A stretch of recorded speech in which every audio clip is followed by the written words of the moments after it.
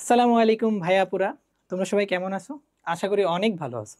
আজকে আমরা কেমিস্ট্রির সেকেন্ড পার্টের ফিফথ চ্যাপ্টার অর্থাৎ অর্থনৈতিক রসায়ন নিয়ে তোমাদের সামনে হাজির হয়েছি। তো আমরা আজকে কেমিস্ট্রির ফিফথ চ্যাপ্টার অর্থনৈতিক রসায়নের এমসিকিউ গুলোকে সলভ করব। এবং সলভ করার আগে জাস্ট তোমাদেরকে একটা কথাই বলবো যে আমরা যে এমসিকিউ গুলোকে সলভ করব হাজারিন স্যারের বইয়ের, তার প্রত্যেকটার আমরা বেসিক থেকে জানার চেষ্টা করব। ঠিক আছে, যদিও এই চ্যাপ্টারে খুব বেশি একটা বেসিক নাই, তো আমি অলরেডি তোমাদের সামনে বাকি 9টা চ্যাপ্টারের ক্লাস অলরেডি নিয়ে নিয়েছি, তো তোমরা ওইগুলো দেখতে পারো। চলো আজকে আমরা ক্লাসটা শুরু করি। তো দেখো ভাইয়া, প্রথমেই আমাদের যে প্রশ্নটা করছে 1 নম্বরে, প্রাকৃতিক গ্যাসের প্রধান উপাদান কোনটা? তো ভাইয়া প্রাকৃতিক গ্যাস এইটার অনেকগুলো উপাদান থাকে। মিথেন, ইথেন, প্রোপেন, বিউটেন, এই সবগুলো হলো প্রাকৃতিক গ্যাসের উপাদান। তার ভিতরে সবচেয়ে যেটা বেশি থাকে সেইটাই হলো ভাইয়া প্রধান উপাদান। তো একটু মনে রাখো ভাইয়া, প্রাকৃতিক গ্যাসে যে উপাদানগুলো থাকে তার ভিতরে মনে রাখবা ভাইয়া, এই যে এটা কি বলতো, এটা হলো মিথেন। এরপরে আমি যদি লিখি C2H6, এটা হলো ভাইয়া ইথেন। এরপরে লিখলাম C3H8, এটা হচ্ছে ভাইয়া প্রোপেন, তাই না? এই ইথেন থাকে ভাইয়া মিথেন থেকে প্রায় 93 থেকে 98% পর্যন্ত। ঠিক আছে, এরপরে প্রোপেন, ইথেন, ইথেন থাকে ভাইয়া 2 থেকে 3% পর্যন্ত। এরপরে ভাইয়া প্রোপেন, প্রোপেন থাকে মাত্র 1%। তাহলে দেখো তো ভাইয়া, সবচেয়ে বেশি কোনটা আছে? মিথেন। তাহলে যেটা বেশি থাকে সেইটাই হচ্ছে ভাইয়া প্রধান উপাদান। এখন একটা জিনিস খেয়াল করো, 93 থেকে 98%, তার মানে কি, যার পার্সেন্টেজ যত বেশি হবে সেই প্রাকৃতিক গ্যাসটা তত সুন্দর হবে। বুঝতে পারছো? আসো 2 নম্বর প্রশ্নে, বাংলাদেশে বর্তমানে সবচেয়ে বড় গ্যাস ক্ষেত্র কোনটা? খেয়াল করো, সবচেয়ে বড় গ্যাস ক্ষেত্র, তাহলে তোমাদেরকে আগে গ্যাস ক্ষেত্র সম্পর্কে জানতে হবে। তো একটু মনে রাখো ভাইয়া, বাংলাদেশে এই যাবৎকালে টোটাল গ্যাস ক্ষেত্রের সংখ্যা হচ্ছে ভাইয়া 29টা। কয়টা ভাইয়া? 29টা। কয়টা বললাম? 29টা। যদি বলতাম ভাইয়া ব্লক, যে কয়টা ব্লক আছে গ্যাস ক্ষেত্রের, তখন ভাই আমাদের অ্যান্সার হতো 23টা। কয়টা ভাইয়া? 23টা। এই যে 29টা গ্যাস ক্ষেত্র আছে ভাইয়া, এই 29টা গ্যাস ক্ষেত্রের ভিতরে সবচাইতে বড় গ্যাস ক্ষেত্রের নাম হলো তিতাস। কি ভাইয়া? তিতাস। আর আরেকটা জিনিস তোমরা মনে রাখবা, যে গ্যাস ক্ষেত্রে আমরা যেটা ইউজ করি কাঁচামাল, সেটার ভিতরে মিথেন, ইথেন, প্রোপেন, বিউটেন থাকে। তো আমরা সবচেয়ে বেশি ইউজ করি হচ্ছে ভাইয়া মিথেন। কোনটা ইউজ করি বেশি? মিথেন। এই মিথেন আপ টু 98% পর্যন্ত ইউজ করা হয়। এবং এই যে 98% মিথেন ইউজ করতেছি, এই যেই 29টা গ্যাস ক্ষেত্রের ভিতরে সবচেয়ে বেশি ইউজ করা হয় মিথেন, ওই গ্যাস ক্ষেত্রটার নাম ভাইয়া রশিদপুর। কি বলতো? রশিদপুর। তাহলে আমরা কি কি শিখলাম গ্যাস ক্ষেত্র থেকে বলো? আমাদের টোটাল গ্যাস ক্ষেত্রের সংখ্যা হলো 29টা, আর ব্লক হচ্ছে 23টা। এই 29টা গ্যাস ক্ষেত্রের ভিতরে সবচেয়ে বড় যেটা, তার নাম হলো ভাইয়া তিতাস। এখন আমরা গ্যাস ক্ষেত্রে বিভিন্ন কাঁচামাল ইউজ করি, সবচেয়ে বেশি ইউজ করা হয় মিথেন। এবং মিথেন আপ টু 90%, মানে ম্যাক্সিমাম যে গ্যাস ক্ষেত্রে ইউজ করা হচ্ছে সেটা হচ্ছে রশিদপুর। তো এইটাই ছিল আমাদের গ্যাস ক্ষেত্র নিয়ে কোয়েশ্চেন। তাহলে কি হবে বলো তো, সবচেয়ে বড় কোনটা হবে? তিতাস। ওকে, আমরা মুছে দিই এগুলা। পরের প্রশ্ন আসে, দেখো 3 নম্বর প্রশ্নে বলছে বাংলাদেশে প্রাকৃতিক গ্যাস কোন ক্ষেত্রে সর্বাধিক ব্যবহৃত হয়? তো এইটা অনেক ইম্পর্টেন্ট একটা কোশ্চেন, আমি একটু সব ইনফরমেশন এক জায়গায় লিখে দিই তোমাদের জন্য সুবিধা হবে। দেখো, তো এই যে বিদ্যুৎ, প্রাকৃতিক গ্যাস অনেকগুলা ক্ষেত্রে ইউজ করা হয়। তো আমি এগুলাকে যেটা দিয়ে মনে রাখতাম সেটা হচ্ছে, এই যে এইভাবে আমি মনে রাখতাম। ঠিক দেখো, আমি মনে রাখতাম হচ্ছে বসির, একজন ব্যক্তির নাম বসির, বসে চা, বসির বসে গাড়িতে চা খাচ্ছে, বসির বসে গাড়িতে চা খাচ্ছে। কি খাচ্ছে? চা খাচ্ছে। এখন খেয়াল করো তো, এই যে বসির, বতে হলো বিদ্যুৎ, বতে কি ভাইয়া? বিদ্যুৎ। শতে হলো শিল্প, শতে কি? শিল্প। বতে হলো বাস, শতে হলো সার, এ গাড়িতে গাড়ি, আর চাতে হলো চা। বুঝতে পারছো? আমরা এই সকল ক্ষেত্রে প্রাকৃতিক গ্যাসগুলো ইউজ করে থাকি। সবচেয়ে বেশি ইউজ করা হয়, আমি সেই সিরিয়ালটা লিখে দিয়েছি। এখন কতটুকু মনে রাখবা ভাই, বিদ্যুতে আমরা 55% প্রাকৃতিক গ্যাস ইউজ করে থাকি। তো বিদ্যুৎ গেল। এখন আসো ভাইয়া শিল্প, শিল্প মানে 17, শিল্প মানে কত ভাইয়া? শিল্প মানে 17। এ বাস, বাস মানে 12, বাস মানে 12। এই যে সারে আসো, এগুলা এই তিনটা মনে রাখবে ভাবে, 10, 5, 1, 10, 5, 1। তাহলে আমরা দেখো প্রাকৃতিক গ্যাস এই সেক্টরগুলোতে ইউজ করতেছি, এবং এগুলার পার্সেন্টেজ হলো এইগুলো। ওকে, তো এটা একটু মনে রাখবা, খুব ইম্পর্টেন্ট, এসএস নিতে পারো। আমরা প্রশ্ন চলে আসে, দেখো কি বলছে 3 নম্বর প্রশ্নে, যে বাংলাদেশের প্রাকৃতিক গ্যাস কোন ক্ষেত্রে সর্বাধিক ইউজ করা হচ্ছে? এই যে দেখো বিদ্যুৎ ক্ষেত্রে কত পার্সেন্ট পর্যন্ত ভাইয়া? 55% পর্যন্ত। ওকে, পরের প্রশ্নে চলে আসি। দেখো 4 নম্বর প্রশ্নে বলছে কোন ক্ষেত্রে কোন শিল্পে প্রাকৃতিক গ্যাস কাঁচামাল হিসেবে ইউজ করা হয়? দেখো আমরা এর আগের প্রশ্নে বলছি প্রাকৃতিক গ্যাস কোন ক্ষেত্রে বেশি উৎপাদন করে, বিদ্যুৎ ক্ষেত্রে। এখন বলছে প্রাকৃতিক গ্যাস কোন কাঁচামালে ইউজ করা হচ্ছে। তো এই জিনিসটা জানার জন্য আমাদের এই রিলেটেড যতগুলো এমসিকিউ আছে সেগুলো আমাকে জানতে হবে আগে। তো দেখো প্রাকৃতিক গ্যাসের আমরা একটু জানিয়ে রাখো যে প্রাকৃতিক গ্যাসের দুটো অন্যতম উপাদান হচ্ছে, একটা হচ্ছে অ্যামোনিয়া আর একটা হচ্ছে কার্বন ডাইঅক্সাইড। তো আমাদেরকে আগে এগুলো জানতে হবে। কি ভাইয়া আমি কি করব, এই যে প্রাকৃতিক গ্যাস কোন ক্ষেত্রে ইউজ করা হচ্ছে এটার জন্য আমি কি করব, দুটো অ্যামোনিয়া নেব। কি নিব? দুটো অ্যামোনিয়া। এই যে দুটো অ্যামোনিয়া নিলাম, এখন দুটো অ্যামোনিয়ার সাথে যখন আমি কার্বন ডাইঅক্সাইডের বিক্রিয়া দেব, কতটুকু? 130 ডিগ্রি সেলসিয়াস তাপমাত্রায় 180 এটিএম চাপে। ওকে, যখন বিক্রিয়া দিব তখন অ্যামোনিয়া এবং কার্বন ডাইঅক্সাইড পরস্পরের সাথে বিক্রিয়া করে NH2 COO NH4 এইটা তৈরি করবে। এই যে জিনিসটা তৈরি করলো এইটা পুনরায় আবার বিক্রিয়া অংশগ্রহণ করবে। কি করবে? পুনরায় বিক্রিয়া অংশগ্রহণ করবে, করে এখান থেকে পানি বেরিয়ে যাবে। কি বের হয়ে যাবে ভাইয়া? এখান থেকে দুইটা হাইড্রোজেন, এখান থেকে একটা অক্সিজেন মিলাই পানি আকারে বের হয়ে যাবে। আর যেটা অবশিষ্ট থাকবে ভাইয়া সেটা হবে হলো NH2 CO NH2। আর এইটাই হলো ভাইয়া আমাদের কি বলতো, এটা হচ্ছে হলো ইউরিয়া। এটার নাম কি ভাইয়া? ইউরিয়া। এই ইউরিয়াতে মনে রাখবে ইউরিয়ার ভর হচ্ছে 60 গ্রাম। কত গ্রাম? 60 গ্রাম। আর ইউরিয়াতে নাইট্রোজেনের যে পার্সেন্টেজ থাকে সেটাও কিন্তু ভাইয়া 60%। খুবই ইম্পর্টেন্ট ইনফরমেশন গুলা। আর মনে রাখো তাহলে এই যে এই শিল্পের নাম কি হবে ভাইয়া? ইউরিয়া শিল্প। কি শিল্প? ইউরিয়া শিল্প। তাহলে ইউরিয়া শিল্পে আমরা প্রাকৃতিক গ্যাসের যে কাঁচামাল অর্থাৎ অ্যামোনিয়া এবং কার্বন ডাইঅক্সাইড সবচেয়ে বেশি ইউজ করে থাকি। বুঝতে পারছো? এখন আরেকটা প্রশ্ন হচ্ছে এই যে ইউরিয়া শিল্প, ইউরিয়া শিল্পের যে একটা মধ্যবর্তী প্রোডাক্ট এটা হচ্ছে হলো সেটা। ঠিক আছে, তো আমরা এমসিকিউতে চলে আসি। দেখো এমসিকিউতে কি বলছে যে প্রাকৃতিক গ্যাস কাঁচামাল হিসেবে কোথায় ইউজ করা হচ্ছে বেশি? তাহলে অ্যান্সার কি হবে ভাইয়া? ইউরিয়া সার ইউজ করা হচ্ছে। ওকে, ইউরিয়া সারের সংকেত এখন তোমরা জানো, ইউরিয়া সার কিভাবে তৈরি হলো সেটাও তোমরা জানো। পরের প্রশ্ন, ইউরিয়া সার শিল্পের কাঁচামাল কোনটা? দেখো তো আমরা একটু আগে বললাম দুই অণু অ্যামোনিয়া একটা কার্বন ডাইঅক্সাইড মিলে ইউরিয়া তৈরি হচ্ছে। তাহলে কাঁচামাল কি হবে বলো তো? অ্যামোনিয়া। সংকেত কি? NH3। আসো 6 নম্বর কোশ্চেনে আসি। 6 নম্বর প্রশ্নে বলছে প্রাকৃতিক গ্যাস উৎপাদনের জন্য বাংলাদেশে কয়টা ব্লকে বিভক্ত করা হয়েছে? তুমি যদি আগের 2 নম্বর কোশ্চেনটা ভালো করে পড়ে থাকো, আমি ওইখানেই বলে দিয়েছি বাংলাদেশে গ্যাস ক্ষেত্র 29টা আর যে ব্লক সেটা হচ্ছে 23টা। ওকে, অনেকে আবেগে 29 দাগাবে, খবরদার ভাইয়া আবেগ দিয়ে না, পরীক্ষাতে মাথা ঠান্ডা রেখে দাগাইতে হবে। বুঝতে পারছো? ওকে, 7 নম্বর কোশ্চেনে আসো। উৎপাদনের উপর ভিত্তি করে প্রাকৃতিক গ্যাসের প্রকারভেদ কিরূপ? মনে রাখবা ভাইয়া প্রাকৃতিক গ্যাস সবসময় শুষ্ক এবং আর্দ্র হয়। প্রাকৃতিক গ্যাসগুলো কেমন হয়? শুষ্ক ও আর্দ্র। পরের প্রশ্ন, সিএনজি স্টেশনে ব্যবহৃত প্রাকৃতিক গ্যাসে মিথেনের পরিমাণ কত? ভাইয়া মনে আছে আমি বলছিলাম মিথেন থাকে 93 থেকে 98% পর্যন্ত। দেখো তো এর ভিতরে আমাদের একটাই আছে 96, তাহলে ওইটাই আমাদের অ্যান্সার হবে। পরের প্রশ্ন, এলপিজি ফুল ফর্ম কি? Liquid petroleum gas. এটাও একটা এমসিকিউ। এইটা সিলিন্ডারে আমরা ইউজ করে থাকি। এই গ্যাস কোন মিশ্রণের গ্যাস বলা হয়ে থাকে? তো এলপিজি মানেই মনে রাখবা ভাইয়া বাপ। এলপিজি মানে কি? বাপ। এই বতে হচ্ছে হলো বিউটেন, পথে হলো প্রোপেন। ঠিক আছে ভাইয়া, তুমি যেইভাবে খুশি মনে রাখতে পারো। আচ্ছা পরের প্রশ্ন চলে যায়। 10 নম্বর প্রশ্নে বলছে নিচের 4টি কয়লার খনির মধ্যে কোনটাই সবচেয়ে বেশি উন্নত মানের? তো কয়লার খনি আমাদের এই যে 4টা আমাদের বইয়ে 4টাই দেওয়া আছে, বড়পুকুরিয়া, দীঘাপিরা, খালিশপুর এবং জামালগঞ্জ। এইটা কয়লার খনি। একটা কয়লার খনির কয়লার যে মান সেটা কিসের উপর ডিপেন্ড করে আগে তোমাদেরকে ওইটা জানতে হবে, তাহলে তুমি বুঝতে পারবা যে কয়লার খনি কোনটা সবচেয়ে ভালো হবে। ওকে, তো আপাতত আমরা কয়লার খনি রিলেটেড যতগুলো এমসিকিউ আছে সেগুলো একটু দেখে নিই, তারপর আমরা ধীরে ধীরে এখানে চলে আসি। ওকে, তো আশা করি এসএস নিয়ে নিছো। এখন দেখো ভাইয়া কয়লা রিলেটেড আমাদের যে জিনিসগুলো জানা লাগবে। কি রিলেটেড? কয়লা রিলেটেড। ওকে, তো ফার্স্ট অফ অল আমি তোমাদেরকে আমাদের বইয়ে যতগুলা কয়লা আছে সেগুলোকে একটা সিরিয়ালে আমি মনে রাখতাম, সেটা হলো আবুলের পিঠ দিয়ে। কি দিয়ে? আবুলের পিঠ। এটা দিয়ে আমি হচ্ছে 4টা কয়লার কথা বলা হয়েছে, সেই 4টা কয়লাকে মনে রাখতাম। এখন মনে রাখো অতে হলো অ্যান্থ্রাসাইড। কি? অ্যান্থ্রাসাইড। বতে হলো বিটুমিনাস কয়লা, বিটুমিনাস। ওকে, আর লতে হলো লিগনিন, লিগনাইট। আর হচ্ছে পিটে হলো পিট কয়লা। কি কয়লা? পিট কয়লা।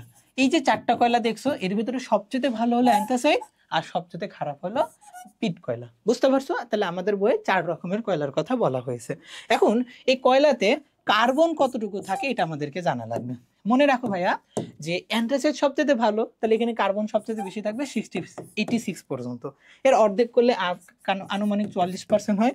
তার থেকে একটু কমাই দিলে 30, তার থেকেও কমাই দিলে 15। তাহলে আমরা কার্বন কতটুকু থাকে এই কয়লাগুলোতে সেটাও জানলাম। পরে আমরা জানবো হলো ভাইয়া পানি কতটুকু থাকে। মনে রাখবা পানি কিন্তু খারাপ কয়লার জন্য। তো পানি যেহেতু এটা ভালো কয়লা তাহলে এখানে পানি থাকবে না, কিন্তু এইগুলাতে ধীরে ধীরে পানি বাড়তে থাকবে। এটা 30% থাকবে, এখানে 40% থাকবে, এখানে 80 থেকে 90% পানি থাকবে। বুঝতে পারছো?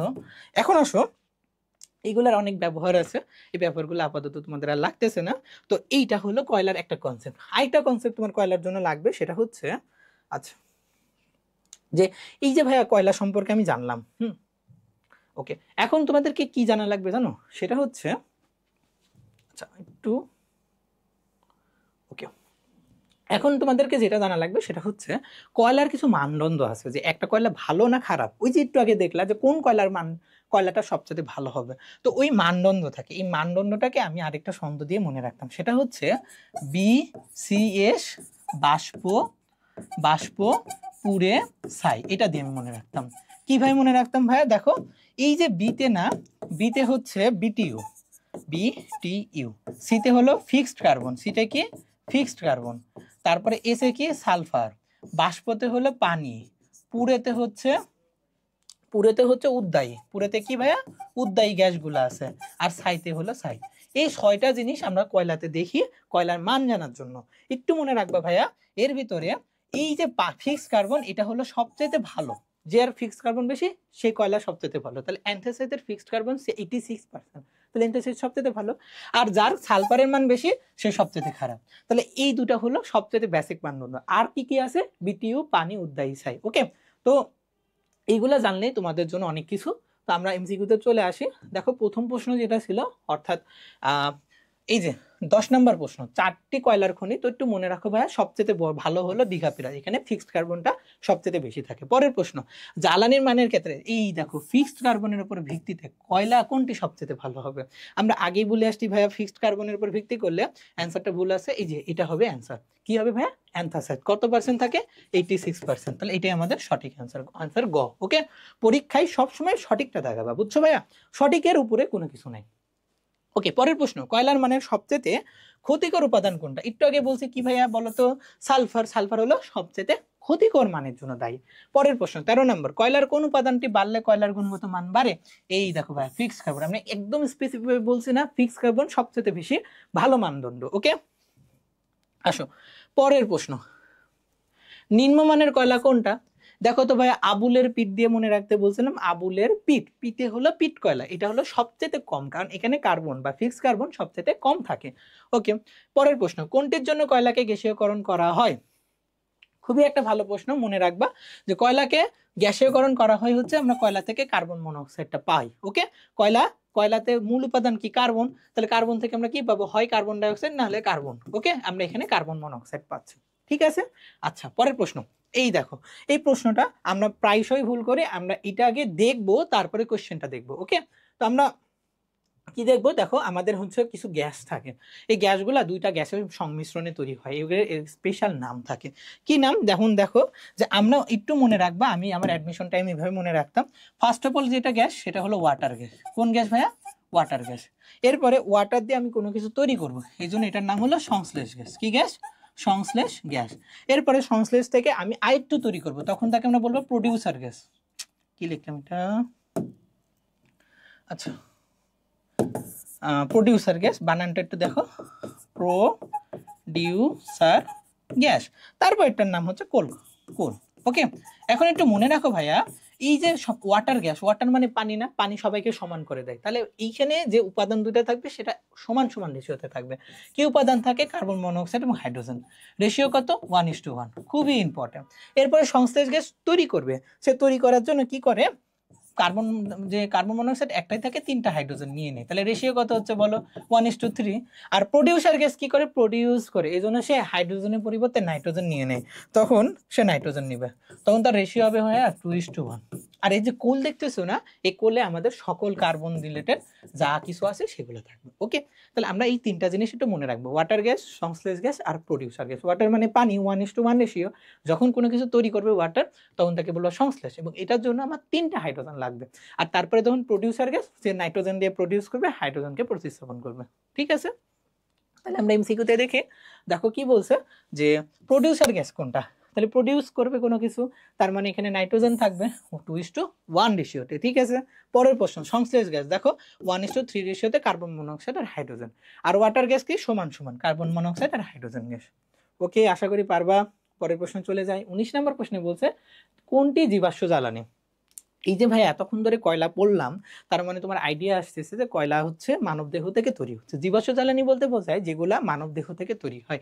তাহলে কয়লা হচ্ছে ওই জ্বালানি যেটা মানব দেহের এক্সিস্টেন্স বা মানব দেহ বা উদ্ভিদ দেহগুলো অনেক দিন চাপা পড়ে এখান থেকে জীবাশ্ম জ্বালানি তৈরি করছে। ঠিক আছে, তাই জন্য কয়লা হলো জীবাশ্ম জ্বালানি।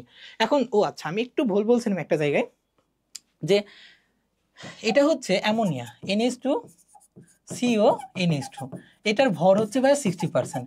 আর এইখানে এটা সঠিক বলছি, নাইট্রোজেন যেটা থাকে, এই নাইট্রোজেনের পরিমাণ হলো 46%। কতটুকু ভাইয়া? 46%। এটা একটু মাথায় রাখবা। তাহলে নাইট্রোজেন কতটুকু থাকে ভাইয়া? ইউরিয়াতে নাইট্রোজেন থাকে 46%। কতটুকু? 46%। ওকে, কিছুই না ভাই, নাইট্রোজেনের ভরগুলা যোগ করে টোটাল ভর দিয়ে ভাগ দিয়ে দাও, তাহলেই হয়ে যাবে। ইউরিয়া শিল্পের কাঁচামাল কোনটা ভাইয়া? বলছি 2 অণু অ্যামোনিয়া, 1 অণু কার্বন ডাইঅক্সাইড। তাহলে কি হবে ভাইয়া? অ্যামোনিয়া আমাদের অ্যান্সার হবে। ওকে, আসো পরের প্রশ্নে যাই। 22 নম্বর প্রশ্নে বলছে কোন শিল্পে প্রাকৃতিক গ্যাস কাঁচামাল হিসেবে ব্যবহৃত হয়? প্রাকৃতিক গ্যাস তার মানে হলো কি ভাইয়া? ইউরিয়া। ঠিক আছে, প্রাকৃতিক গ্যাস মানে অ্যামোনিয়া, কার্বন ডাইঅক্সাইড, তার মানে তৈরি করবে ইউরিয়া। পরের প্রশ্ন, ইউরিয়া সার উৎপাদনে অন্তর্বর্তী যৌগ কোনটা? NH2, COO, ammonia carbamate. দেখছো, হয়ে গেছে। আসো পরের প্রশ্ন, এই যে নিচের কোনটি কাঁচ বা গ্লাস বলা হয় তাকে?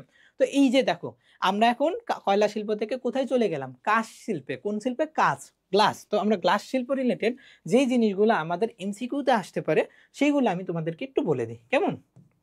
আচ্ছা, ওকে, তো দেখো ভাইয়া, এখন আমরা যে শিল্পটা নিয়ে পড়বো একটু, সেটা হলো কাঁচ।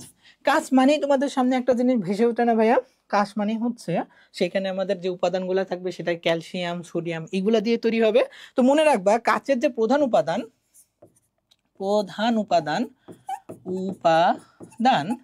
এইটা মানেই হলো সিলিকন ডাইঅক্সাইড, তারপরে সোডিয়াম কার্বনেট এবং ক্যালসিয়াম অক্সাইড। ওকে, এগুলো হলো কাচের প্রধান উপাদান। ঠিক আছে, এবং এই কাচের প্রধান উপাদান ছাড়াও কাচে একটা সংযুক্তি থাকে, এই 3টা একত্রিত হইলে যেটা তৈরি করে থাকে এটা এমন দেখতে হয়, সোডিয়াম অক্সাইড, ক্যালসিয়াম অক্সাইড এবং 6 অণু সিলিকন ডাইঅক্সাইড। কয় অণু? 6 অণু সিলিকন ডাইঅক্সাইড। এটা হলো তার প্রধান সংযুক্তি। ওকে, এটা এভাবে থাকে। এছাড়াও তাদের আরো কিছু উপাদান থাকে, এগুলোকে আমরা বলি হলো গৌণ উপাদান। কি বলি ভাইয়া? গৌণ উপাদান। এগুলো তোমাদেরকে জানা লাগবে না, মনে রাখবা প্রধান উপাদান বাদে যা আছে সবগুলাই কি তার গৌণ উপাদান। সিম্পল ভাইয়া, তোমরা মনে রাখবা 50-50 শিখবা, ভাইস ভার্সা, যেগুলো একটা শিখবা অপরটা তার অপোজিট। ঠিক আছে, আমরা প্রধান উপাদান শিখে গেছি, তাহলে বাকি যা আছে সবগুলা কি হবে? গৌণ উপাদান হবে, শেষ।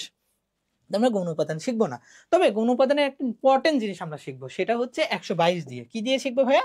122 দিয়ে। এটা একটু মনে রাখো। 122 ফোর মানে কি ভাইয়া? এটাকে বুঝো।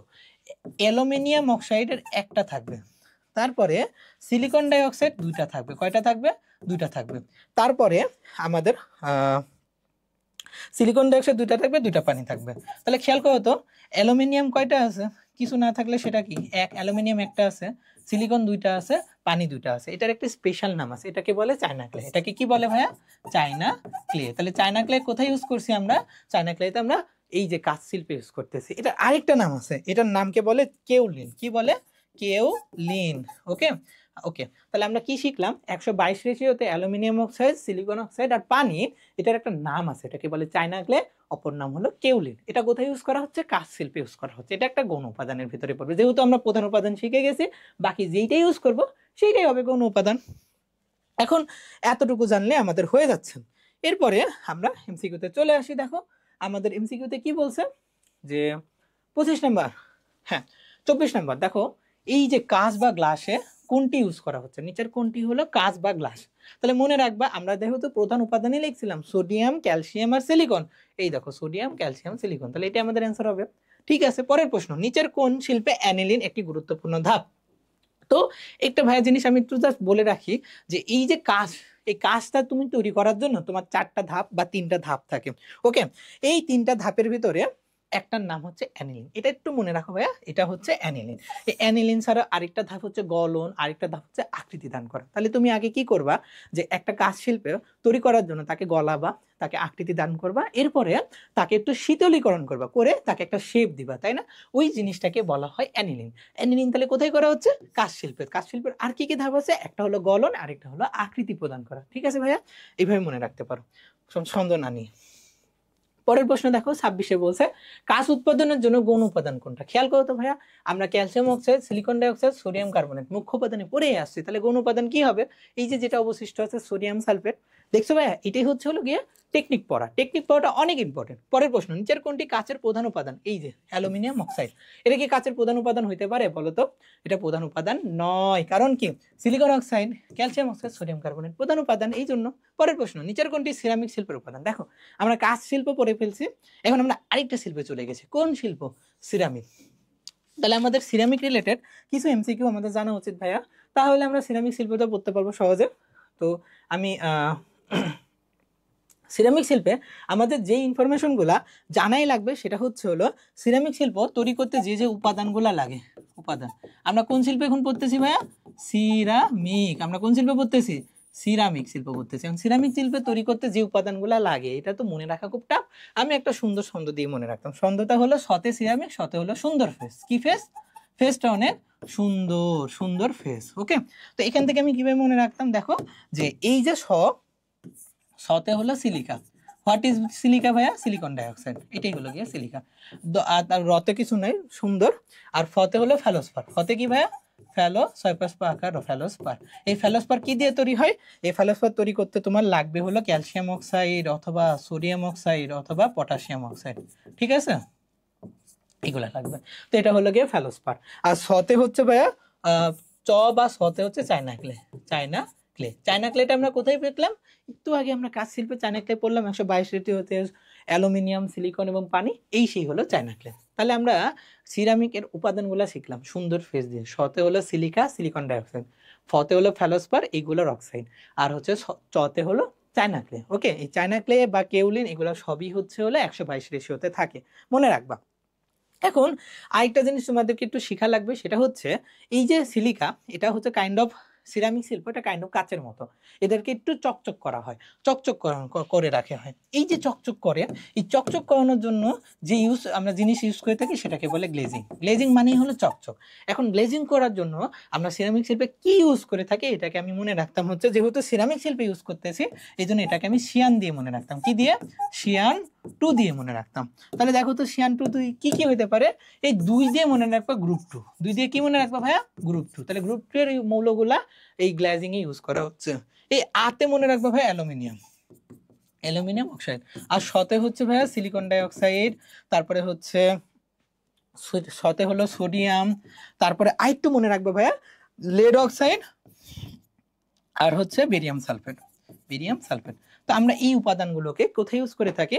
সিরামিক শিল্পে গ্লেজিং এর জন্য ইউজ করে থাকি। তো এইটুকু তুমি যদি জানো অ্যাটলিস্ট এমসিকিউ এর জন্য অনেক ইনফরমেশন হয়ে গেল। আসো আমরা তাহলে এমসিকিউটা দেখে ফেলি। কি বলছে দেখো, এমসিকিউতে বলছে সিরামিক শিল্পের প্রধান কাঁচামাল কোনটা? আমরা কিন্তু সুন্দর ফেস দিয়ে পড়ে আসছি। এই সুন্দর ফেসের ভিতরে আমি অ্যালুমিনিয়াম অক্সাইডও লিখছিলাম, আবার সিলিকনের অক্সাইডও লিখছিলাম। এই যে দেখো, সরি আমরা আগের প্রশ্নতে প্রধান উপাদান এটাতে দেখো এই যে সিলিকন লিখছে, তাহলে আমাদের এটাই হবে অ্যান্সার। দেখছো, আমরা সোডিয়াম, ফেরাস, এই সোডিয়ামের কার্বনেটও পড়ি নাই, ফেরাসের অক্সাইডও পড়ি নাই, সোডিয়ামের নাইট্রেটও পড়ি নাই, তাহলে এগুলো হবে? হবে না।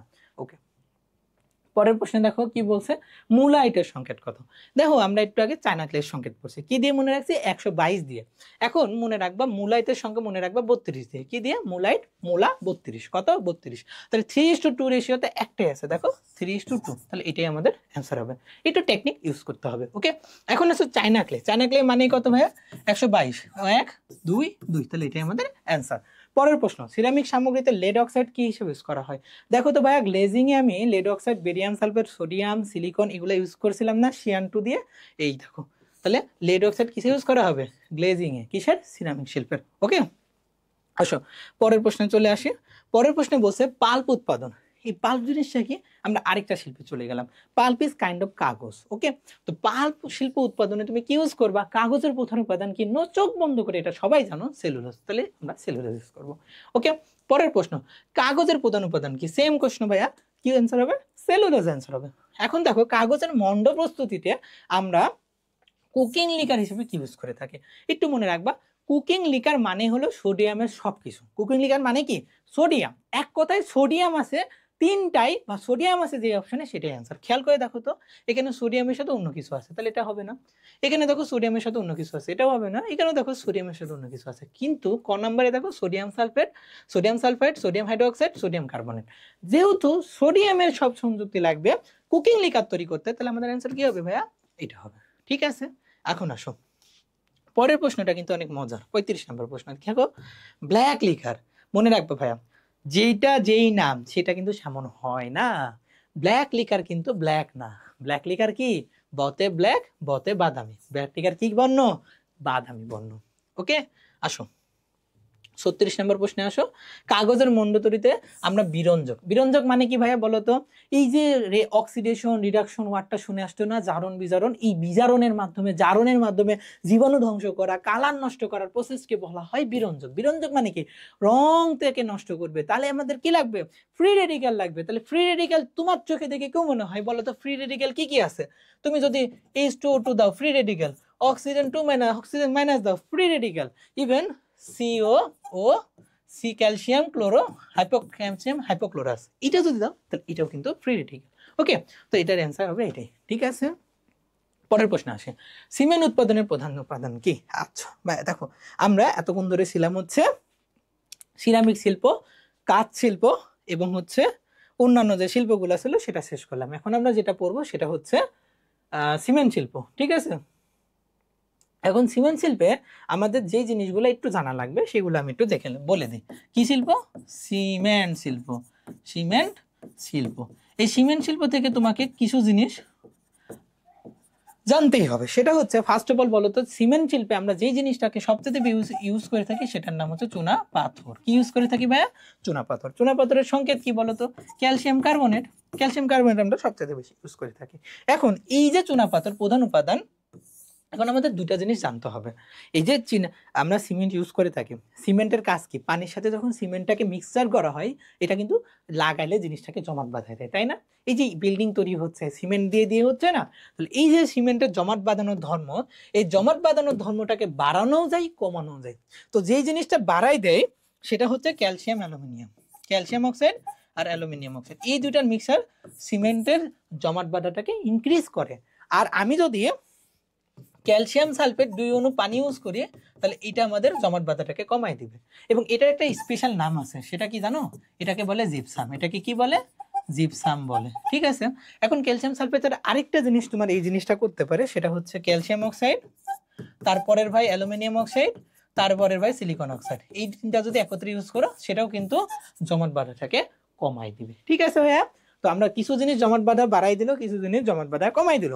এখন আমাদেরকে যেটা জানতে হবে, ক্যালসিয়ামের প্রধান উপাদান বললে হয় আমরা চুনাপাথর বলবো, না হলে আমরা বলবো হাইড্রেট ক্যালসিয়াম সিলিকেট। কি বলবো?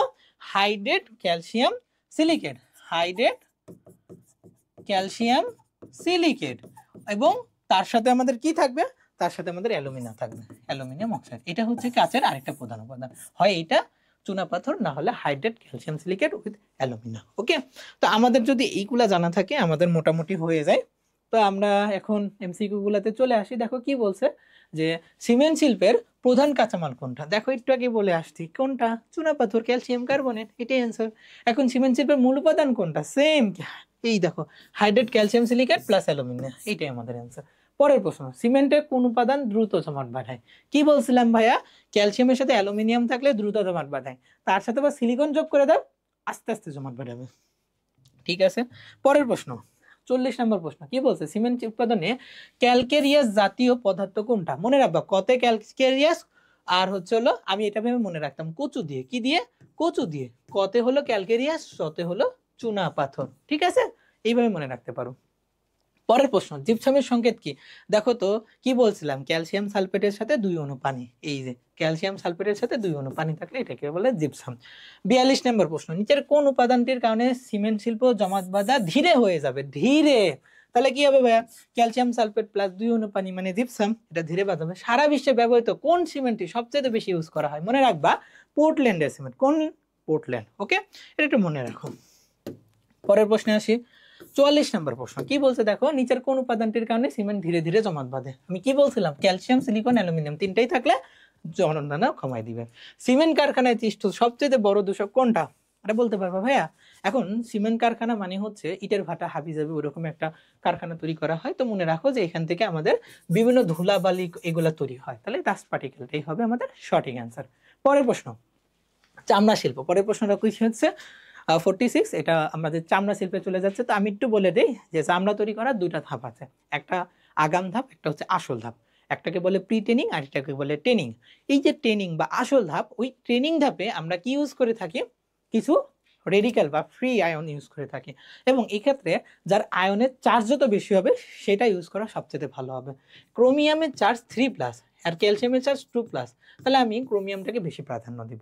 এইভাবে আমরা ট্রেনিং ধাপে এটা করে থাকি। ট্রেনিং ধাপে কি করা হয়? চামড়াকে আসলে বাজারজাতকরণের পূর্বে যে প্রস্তুতি দরকার হয় সেগুলো সম্পাদন করা হচ্ছে। তাহলে খেয়াল করো, বলছে কি চামড়ার ট্রেনিং অর্থাৎ আসল ধাপটাই আমরা নিচের কোনটি ইউজ করব যার চার্জ সবচেয়ে বেশি থাকবে? খেয়াল করো, সোডিয়াম আর সোডিয়াম, এখানে আছে ক্রোমিয়াম আর ক্রোমিয়াম, তাহলে আমরা সোডিয়াম বাদ হয়ে গেছে, 50-50 বাদ দিয়ে ফেলছি।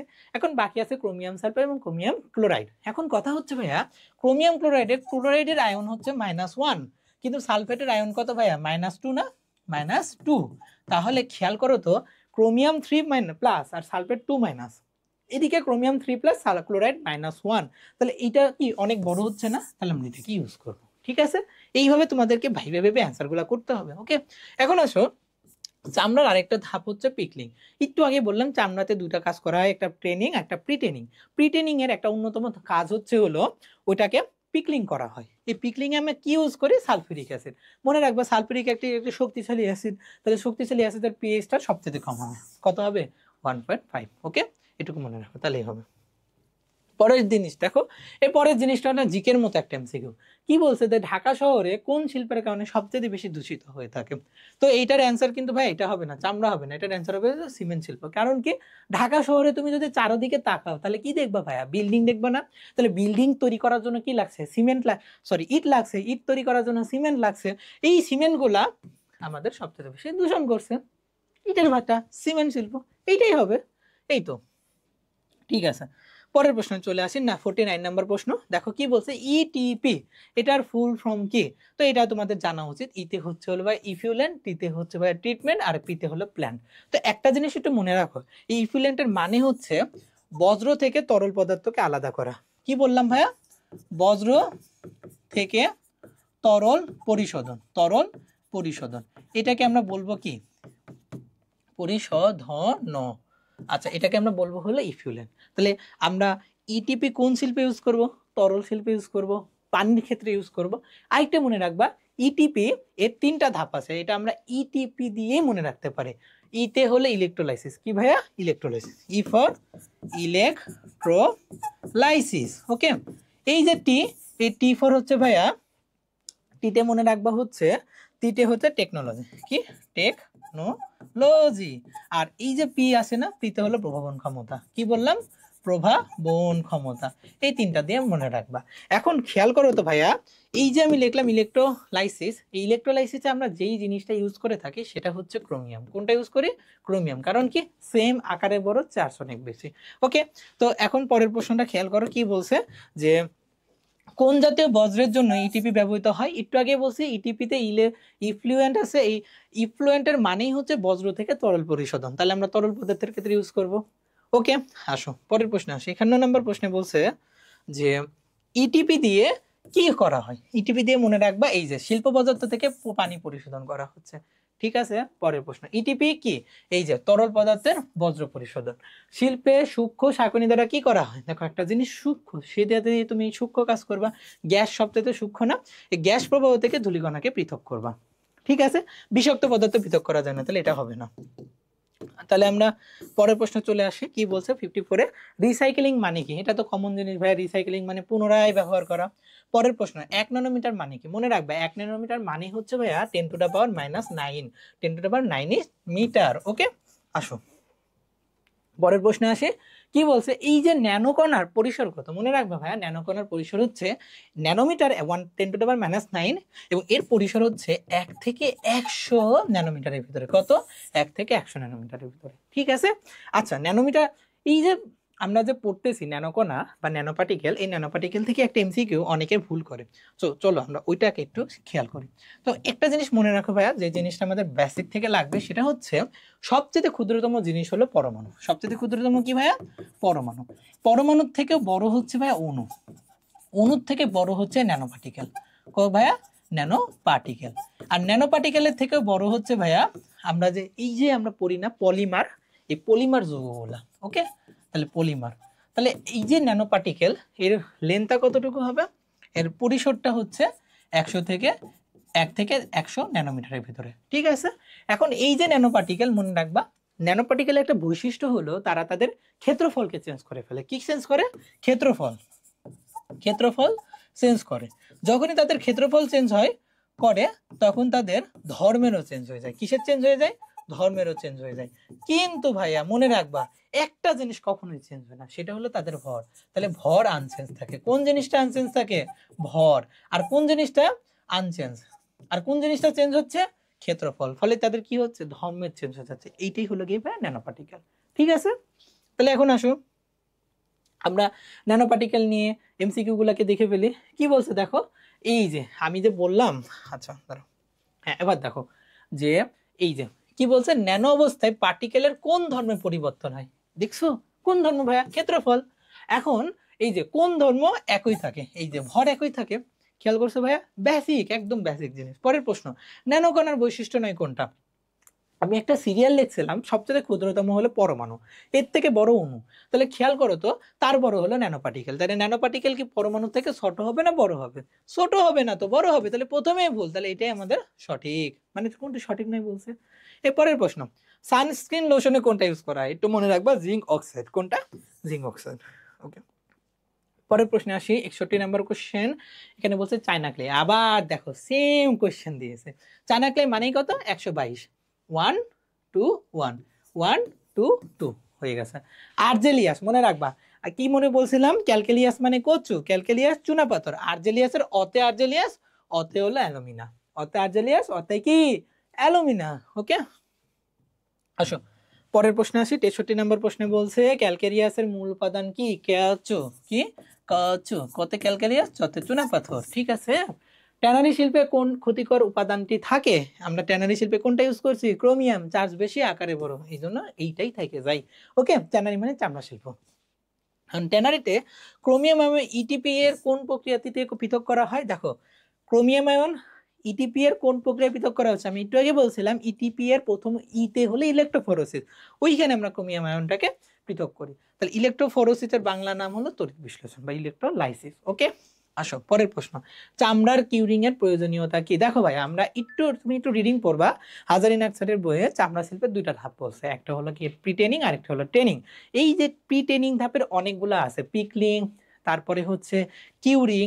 এই কিউরিং এ আমরা কি করি? ব্যাকটেরিয়াকে মুক্ত করে থাকি। ঠিক আছে। পরের প্রশ্নে আসো, কি বলছে দেখো 67 নম্বর প্রশ্নে বলছে কোনটি অ্যাসিডকে ক্ষয় করে? যেটা অ্যাসিডকে ক্ষয় করবে সেটা অবশ্যই অ্যাসিডের কোনটা অ্যাসিড কাচকে ক্ষয় করে? যে অ্যাসিডটা কাচকে ক্ষয় করবে সেটা অবশ্যই কাচের থেকে শক্তিশালী হইতে হবে। এখন কাচের থেকে শক্তিশালী হইতে হলে এটা শক্তিশালী অ্যাসিড বা তীব্র অ্যাসিড। মনে রাখবা ভাইয়া আমাদের যে হাইড্রাসিড গুলো আছে, মানে হাইড্রোজেন যুক্ত acid, hydrofluoric acid, hydrochloric acid, হাইড্রোব্রোমিক acid, hydro iodic acid, এর ভিতরে সবচেয়ে শক্তিশালী হলো হাইড্রোফ্লোরিক অ্যাসিড। তাহলে এইটাই কি করবে? কাজকে ক্ষয় করবে না, যে শক্তিশালীতে পড়লেই কাজকে ক্ষয় করে দিবে। তো এটা হবে সবচেয়ে শক্তিশালী। বুঝতে পারছো? ওকে, তাহলে একটা জিনিস মনে রাখবো যে আকার কমলে কিন্তু হাইড্রাসিডের শক্তিশীলতার মাত্রা বাইরে যাচ্ছে। ঠিক আছে। পরের প্রশ্ন, নিচের কোন কণাটি ন্যানোকণা সংশ্লিষ্ট নয়? একটু আগে বলছি ন্যানোকণা কান বি এ পলিমার, পলিমার এর থেকে বড় হয়। এখন পলিমার বললেই তোমার সামনে অজৈব যৌগের চলে আসে গ্রাফাইট আর হীরক, আর জৈব যৌগে চলে আসে ভাইয়া ফুলারিন। তাহলে ফুলারিন কিন্তু কখনোই পলিমার হইতে পারে, মানে ফুলারিন কখনো ন্যানো পার্টিকেল হইতে পারবে না। তাহলে এটা কোনটা নয়? ফুলারিন নয়। ওকে, আসো পরের প্রশ্নে। 69 বলছে ফুলারিন কোন মৌলের প্রকারভেদ? ফুলারিন, গ্রাফাইট, হিরো তিনটেই হলো কার্বনের প্রকারভেদ। কিন্তু ফুলারিন এটা হচ্ছে অর্গানিকের পড়া, আর গ্রাফাইট আর হিরো এটা হলো নন অর্গানিকের পড়া, ইনঅর্গানিকের পড়া। ঠিক আছে, এখন আছে আবার চায়না ক্লে। কত হবে? 122। আমার স্টুডেন্ট সবাই পারবে ইনশাল্লাহ। ওকে, পরের প্রশ্ন, নিচের কোনটি কয়লার মানটাকে হ্রাস করে? ওই কয়লা শিল্পে ভাই বলে আসছিলাম, বিসিএস বাষ্প পুড়ে ছাই, এসে সালফার, যেটা কয়লার মানটাকে কমাই দিচ্ছে। ওকে, এখন আসো নিচের কোনটি জ্বালানি নয়? নিচের কোনটি জ্বালানি নয়? মনে রাখবা ভাইয়া, যে জ্বলে সে জ্বালানি না। পৃথিবীর সবকিছু জ্বালানি, কিন্তু অক্সিজেন নিজে জ্বলবে আর নাইট্রোজেন কখনো জ্বলবে না, এই দুটা কখনোই জ্বালানি না। দেখো তো এখানে নাইট্রোজেন অপশনে নাই, তো কি আছে? অক্সিজেন। তাহলে অক্সিজেন জ্বালানি নয়। ওকে, পরের প্রশ্ন এবং সর্বশেষ প্রশ্ন বলছে সিমেন্ট শিল্পের ক্লিংকারের উপাদান নয় কোনটা? এখন কথা হচ্ছে সিমেন্ট শিল্প মানেই হলো এখানে সোডিয়াম, এখানে অ্যালুমিনিয়াম, সিলিকন এইগুলা থাকবে। তাহলে সবচেয়ে বেশি থাকে কোনটা? আমাদের থাকে ক্যালসিয়াম। ক্যালসিয়ামের থেকে একটু কম থাকবে কোনটা? অ্যালুমিনিয়াম।